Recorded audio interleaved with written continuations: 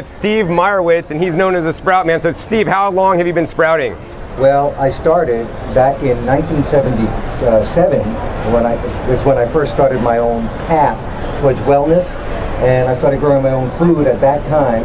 And since I couldn't get organic food living in New York City, I was living 14 stories above the sidewalks of New York. I started to grow my own organic food because it wasn't really widely available. Food was being imported from 3,000 miles away, and it wasn't as fresh. It was expensive. I was young and couldn't afford all of that. Didn't have the variety that you have here where we are now in Southern California. So I started to grow my own food. I got influenced by Ann Wigmore in the Hippocrates Institute and Viktoras Kulvinskis. And they were growing microgreens, and they were growing wheatgrass. And I thought, well, this is awesome. Let's add some more variety to it. I wanted more variety because in addition to the therapy, using wheatgrass and growing sprouts for healing, I also wanted it as my food source, and I wanted some variety for that. So that's what I started questioning. Well, can we grow peas? And today we've got pea shoots. Yeah. You can find pea shoots in every health food store. So I'm proud of helping to originate that new variety. I started growing things like garlic. Wow. And leek and onion. They make these beautiful little chives, which are absolutely tasty. And the garlic aroma doesn't stay on your breath as long because you've got that chlorophyll mixing in with it. So, I was an experimenter, and I wanted to expand upon what they helped me, what they introduced to me. And so, got into all of that. And actually, broccoli is a very popular sprout these days. And I wrote it up in one of my books because I got some broccoli seed and I tested it and grew it. And it's unbelievable how popular broccoli is now. But back in the early 80s, you could not find broccoli in a health food store. Sprouts. Yeah. So, I had a little role in that. I didn't do any of the science on it, but I had a little role in bringing it out. In fact, a little side story, the folks at Johns Hopkins University who did the initial research on the broccoli sprouts patented the broccoli sprouts. Oh my gosh. So the wisdom of the U.S. government gave them a patent for broccoli sprouts. So they used my book to show that my discussion of broccoli sprouts predated their research, and we overtook the patent. Yay! We removed the patent. So it was just, I was one element of that effort. But you can't patent a vegetable. Yeah. Only the U.S. government can patent a vegetable. So that's a little background on how I got started with all these things. But that doesn't minimize how darn healthy these things are. And I like to I show a chart when I do my presentation. I show a chart about how the vitamin content increases. And one of the things I show is the sprout of radish. This is actually radish right here. So you can see this is beautiful looking radish, and it's only 6 days old. And I compare the sprout here of radish with the radish vegetable because we have nutritional information on both. Right. And you can take something like vitamin A in a plant that's provitamin A, and it's 45 times higher in the sprout than it is in the mature vegetable. So that means you could eat 45 times less food and get the same nutrients. Absolutely. So you just need a little bit of sprouts, right, to make up for a lot of vegetables. And additionally, the sprouts is something you could grow in a small space inside your kitchen, unlike, a huge vegetable garden like I do in my yard. And it's much, much, much easier, especially with a machine like the Freshlife sprouter. And I know many of you guys can't buy, find, afford organic food, and you could grow your own better than organic food at home. So Steve, you want to discuss about using the sprouter, with growing food? Because I know you've grown in bamboo baskets and bags and jars, and you've grown all the different ways, but now you prefer the machine here, right? Absolutely, and it is, as you were starting to say before, for me it's a form of apartment gardening. For those people who don't have a green thumb, this is where you can go if you don't have a green thumb. So, this is an automatic watering process here. The Freshlife 3000 is made up of two parts. It has a water reservoir in the bottom. It's a little hard to see, but there's water in the bottom there. And a little sudsy from being at the show for a few days here. But you freshen that water up pretty much every day or every other day. You just take a look at it, and if it looks a little discolored because the color from the pigments of the seed jackets actually will color the water. So if the water looks dirty, you just change it. It's really simple. And then what you do in the growing barrel, this is the growing barrel up top here, the growing barrel has a tray that you put on the bottom. So this tray that you see here is actually sitting right here in the barrel. And you put the seeds on that tray just like you see over here. I've added the seeds. So I would take some seeds like this, and I would just pour them on, 1 to 2 tablespoons per quadrant. So do you have to rinse the seeds or wash them or anything like that? And should you just use seeds you could get at your health food store, or should you get special ones? Well, yes, no, and yes. All right, so don't rinse them. Don't rinse them. It's not necessary. The machine rinses for us. Oh, it makes it easier. We save a whole step. Wow.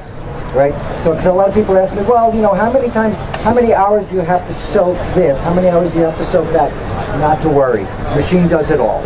So, then the question is, yes, is this special seed? And it actually is, because, when you buy seeds for your backyard garden, you don't just go to the health food store bulk bins for that seed. But a lot of people think that they go to the health food store bulk bins to get seed for sprouting. And it's really a mistake, because that food is intended for cooking. Right. And this is gardening, so if you go to the garden store to get seed for your backyard garden, you would have to go to a sprouting store to get sprouting seeds. So as long as it says somewheres on the bag, as long as it says, whether it's my brand or someone else, as long as it says sprouting seed on there. And also I'd like to recommend non-GMO and organic certified. So Steve, what makes the difference between sprouting seeds versus eating seeds? Like, can't I just save money and buy the cheaper ones? Yeah. Well,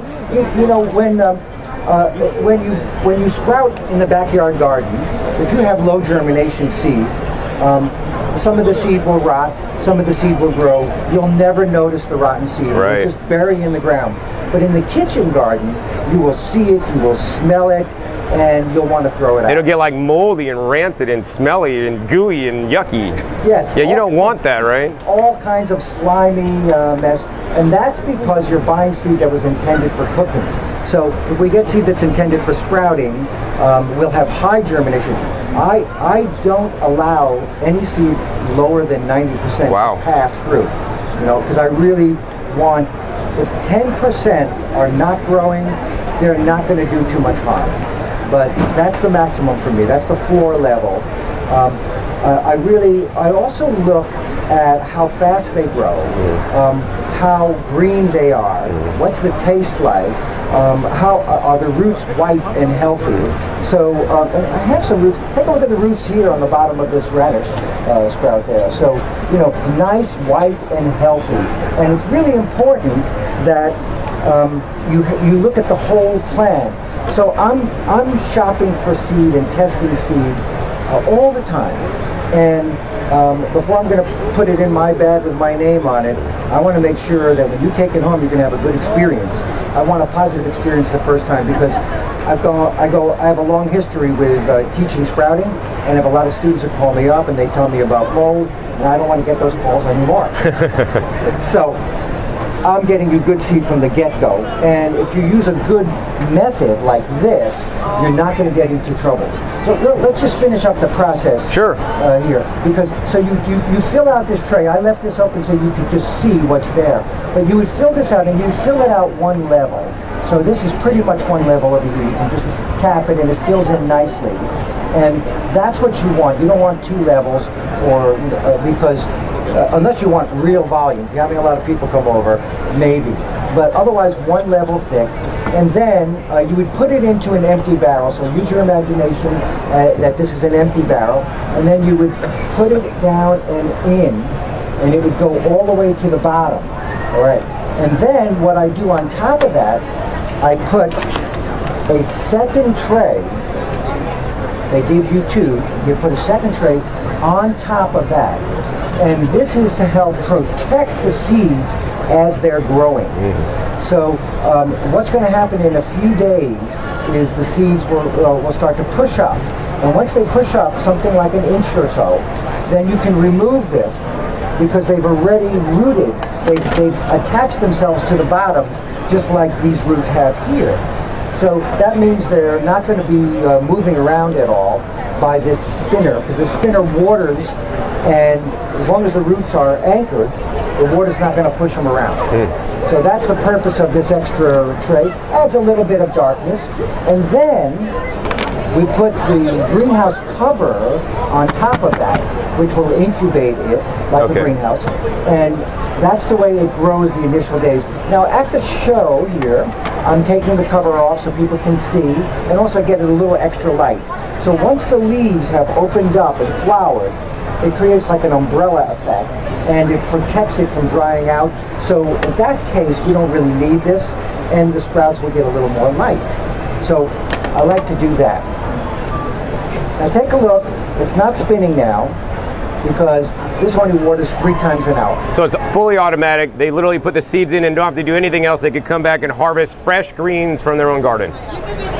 Absolutely, it takes about 5 to 10 days. My trademark statement is 1 week from seed to salad.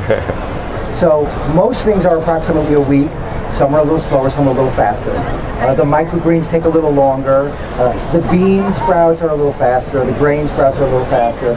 But you know, if you're a raw foodist, you really cannot eat beans without cooking them. You can't eat grain without cooking them. If you want to eat them, you need to germinate them, and then you can. So you know, it's one of the tools that a good raw foodist needs to use. Yeah, I agree. I mean, sprouts are not just raw foods, they're living or biogenic foods. You want to talk about that differentiation, Steve? Because it's huge and it's not talked about a lot these days. Absolutely, because as a living plant, you have lots of activity happening here, lots of action. You know, when you're eating an apple, it is a mature fruit, and it is no longer in its growth stage. It has fully achieved its growth. These are very busy. These are like little nutrition factories, very actively growing towards the goal of being a mature vegetable. And during this process, they're using the minerals and the trace minerals that they get from the seed and also from the water, and they are using them to generate vitamins and to generate their enzymes and the proteins, the amino acids. The protein is in the amino acid form in this stage, which is what our body wants. So instead of breaking down protein, it's already in the amino acid form, less digestive work, more optimal assimilation. So and the phytochemicals. I mean, this is beyond the vitamin A, B, C, D. Now we're talking about isoflavones and antioxidants and bioflavonoids and polyphenols and saponins. Isocyanates. Yes. Very important. The especially in the brassica family, this being the radish, the kale, the cabbage, you know, that's where you have a preponderance of glucosinolates, which convert in our digestive system to sulforaphane, which has been found to interrupt the growth cycle of a cancer cell, because there are 4 phases. You know, there's mitosis and synthesis, and the sulforaphane is considered a phase 2 enzyme, which means it inhibits the development past phase 2. So it's 2 phase 2. So it stops the growth. It won't get to phase 2. It's a phase 2 inhibitor. Cancer cells start to fail. Yeah, I mean, The other thing about these foods is that it's very low calorie. So this is nutrient dense with more nutrients than a full hamburger easily. And I want you guys to be eating this stuff and not your hamburgers. Get those out of your diet.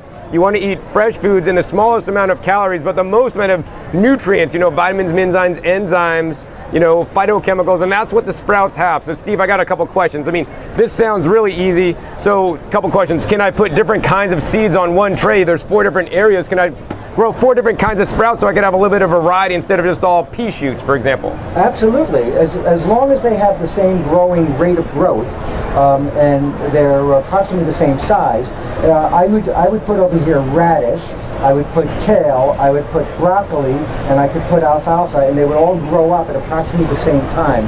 And because I wouldn't do that the first time I use the machine. Right. First time I think I would like to just do one thing. I recommend mung or alfalfa because I want you to have a good experience the first time out. If you were a baker and you were going to bake bread and it was your first time, you wouldn't start out with a fancy cake. You start out with the basics. So let's do alfalfa first, all on the whole tray, or mung beans on the whole tray. And then you'll get a couple of good, successful growing experiences, and then you can start to graduate. Seeds like sunflower seeds, I actually have some sunflower seeds right here.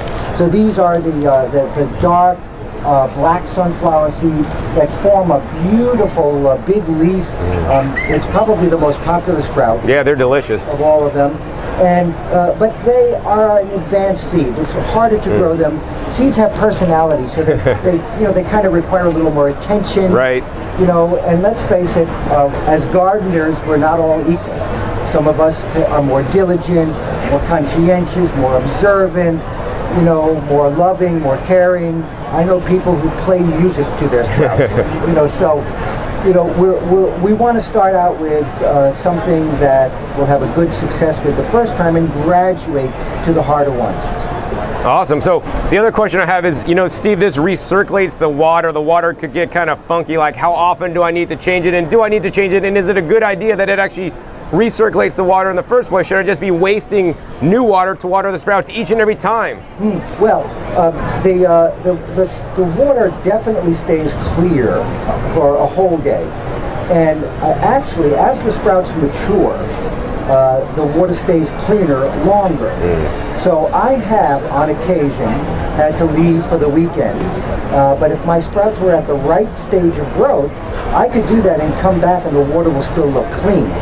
But it's a good idea, and what we recommend, and it's in the instruction booklet, is that you change the water every day.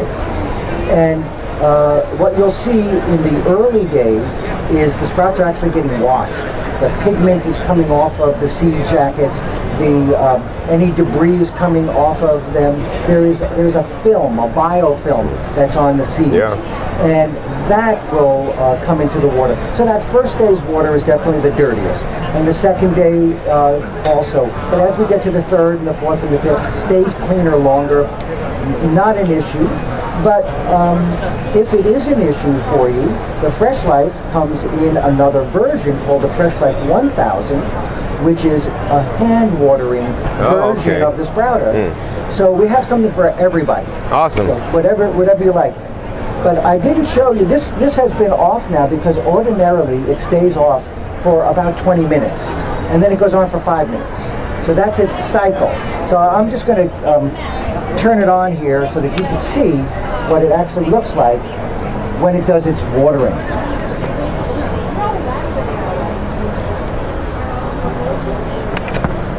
It's a beautiful thing. Some people buy waterfalls to have running water in their homes and apartments. So here you have running water and a food replicator. Wow. So let's talk about the water for a second. So, would you recommend, some kind of filtered water without the chlorine? And even beyond that, would you recommend adding some kind of ocean-derived sea minerals to really increase the nutrition of the sprouts? Yeah, well, absolutely. The water that you feel is suitable for drinking is the water you should use for growing sprouts, because you're going to be consuming that water secondhand. So, and whatever you choose that to be, because we all have different source waters, so we have to do different kinds of things to clean that particular water. That's number one. As far as fertilization is concerned, farmers have fertilized for thousands of years. Fertilization is always a good thing to enhance the growth of sprouts. Is it required? Not at all. The seeds have everything they need. But if you want to spike the water with some additional minerals and trace minerals, like from products like Ocean Grown or liquid seaweed, which is available in every garden center store, just a few drops of these things enhance the mineralization of the plants as they grow. Not necessarily something that you can visualize, but it's internal. And it's going into our internals, and so that's really good. Awesome. So the last question I have for you, Steve, I think is, how often do you need to put the top on? Should you put this near a window underneath fluorescent lighting? I mean, what kind of light does this machine require to work properly? Yeah, it's a great question. These sprouts have such baby leaves, such small leaves. It doesn't take much light to actually green them up. The average kitchen light is sufficient. I have had special grow lights that I've had made available to my customers for years, and very few people buy them because they just don't find the necessity for it. So you don't need to put it next to a window. You can just keep it where it gets indirect light is good enough. It doesn't need direct light. If you live in a hot climate, happen to live in some odd place such as Las Vegas, where it gets really hot, then you don't want to put it in the sunlight because it will cook. So we are not into cooked food. So we want to, and if you want to cool it down a little more, then definitely keep the top off because this will heat it up a little bit. Yeah. So keep it in indirect light, especially in the warm weather, and in the cold weather. If you live in some other foolish place like me, Massachusetts, then you got to really put it where you can get it warm as possible during the winter time. So they like the same temperatures that we like, about 70, and they like the same light that we like. Normal conditions seems to work very well.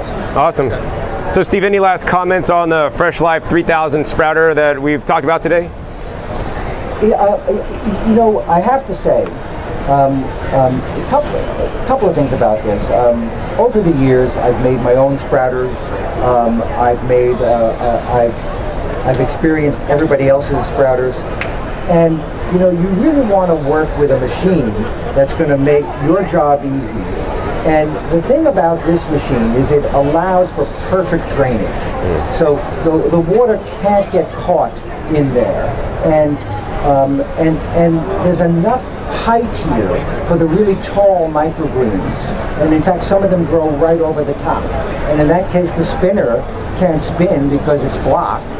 Doesn't matter, the spinner is still watering. That's all that's important. So we have enough room in here to grow the 10 and 12 inch tall microgreens, and we have enough room to grow the 1 and 2 and 3 inch baby greens. And because we have that proper aeration and proper drainage, we have a perfect growing environment. And people always worry about mold. Am I going to get mold if I do my sprouts? Well, if you get seed that is going to decay, that's what's going to create the mold, not the sprouter itself, because you need trapped air and trapped moisture to generate mold. So we don't have that in this machine. We have plenty of air and plenty of light and plenty of growing room, and that's why I consider this the best sprouter in the world. Wow, and this is coming from the Sproutman. So Steve, looks like we just have like one level on here, but I know this is expandable, right? You just take off this spinner and you can put on, how many more levels can you grow inside this sprouter? You can actually grow 3 levels here. And so this would be 2 levels, right? Because the bottom is a reservoir. We don't count that. So you can actually do 3 levels. One more up there, like that. And there are little clips which keep this stable. And you put those in, it's real simple. And it holds it just like this. And there is enough power in the engine at the bottom to do all of that. So there is a little bit, I'll just take this off here and show you. This is what sends the water up, and it's adjustable. You can actually turn it to make it go higher. So if you have more to go up, you can do it get more pressure out of it. And you can go 3 levels high. So you grow about 1 to 2 pounds on each level. If you consider a head of lettuce is about 3/4 of a pound, then you're going to be able to grow the equivalent of 1 to 2 heads of lettuce in each level. Wow, that's like enough for a family. It is. It is. It goes a long way, and they're so easy to digest, break down so easily. The thing is, what we eat has to really make it into our organs and our glands and our capillaries, and the food that is most digestible and most potent, most concentrated, the superfoods, are the foods that we really should be concentrating on in our diet. Yep. And this is a superfood. I completely agree. Sprouts and microgreens, #1 superfood. You know, very easy in the cellulose, not like, you know, eating broccoli or something. Very gentle, easy to digest, whether you want to eat them and chew them into a mush, swallow them, whether you want to juice them and extract the liquid gold out of them, or whether you want to lightly blend them up to break them down a little bit more to get them in you. Those are definitely ways. So, Steve, what's your favorite way to get more sprouts into yourself? You can juice them. Now we're talking about blending 2 forms of concentration, right? We're going to grow a concentrated vegetable, a baby vegetable, 50 to 100 times more potent than the mature version of that vegetable. And then we're going to put it into the juicer machine, and we're going to concentrate it once again. That would be the ultimate. That's cancer therapy. That's reversing disease. That's, you know, treating terminal illness. And that's really what's required. That's the medicine. And what the heck do the pharmaceutical companies do anyway? They take plant medicines and they copy them and they concentrate them. So, you know, if you want to take aspirin to get rid of your headache, that's a concentrate of salicylic acid, which originates in the bark of trees, like the willow bark. And you know, they've just concentrated it. So we're using our juicer and our sprouter to concentrate it. We're our own pharmacy, but it's an FARM pharmacy. You're your own pharmacy, and you guys could do this no matter where you live, in your own kitchen with the Freshlife 3000 and a juicer like the Solo Star 4 juicer by Tribes. So, Steve, I want to thank you for your time to share with my viewers today the Freshlife 3000 sprouter and the amazing benefits of the sprouts. I want to encourage you guys out there to get a sprouter, start growing your own food today, and become a producer instead of a consumer, and start massively eating and including these sprouts in your diet. You will feel better because of it. Now, if you're interested in getting one of these sprouters, be sure to check that link below to discountjuicers.com. We'll offer you a special price and a special discounted coupon. And once again, my name is John Kohler with discountjuicers.com. Be sure to visit discountjuicers.com/YouTube for special promotional offers for our YouTube visitors.